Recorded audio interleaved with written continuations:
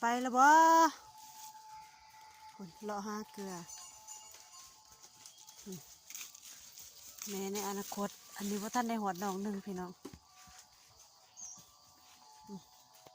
ตัวแม่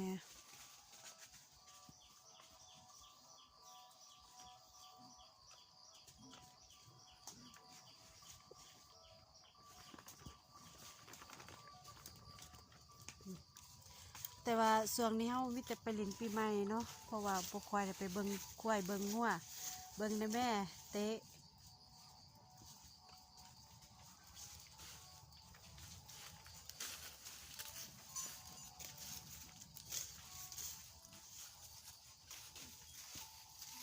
นี่แม่นสะดาว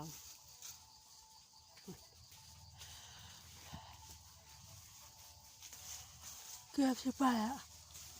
ฮอวูหลายตัวอยู่ดอกเด้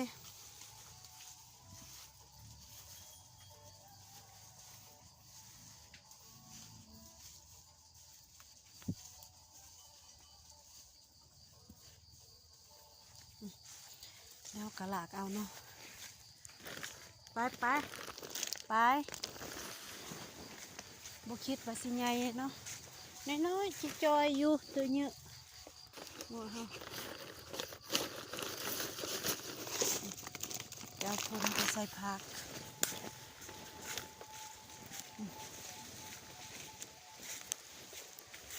มาฝรั่งไปใส่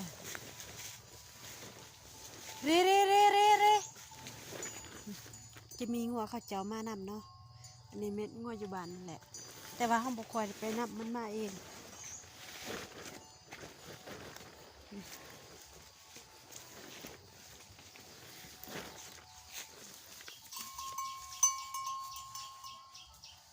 เงินบักเทิกครับเกลือเกลือเกลือเกลือเกลือมีกระลิงตัวเดียวเนาะ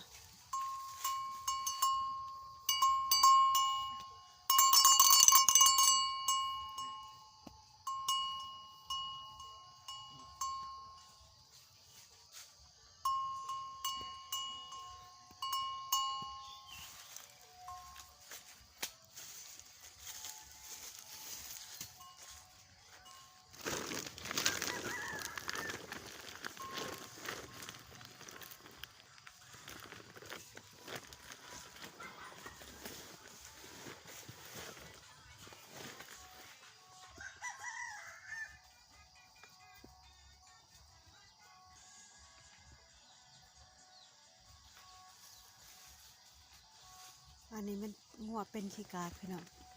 เต็มเลยอันนี้ยังว่าไข่แน่ได้ส่วนนะให้เป็นหลายมือเปื่อน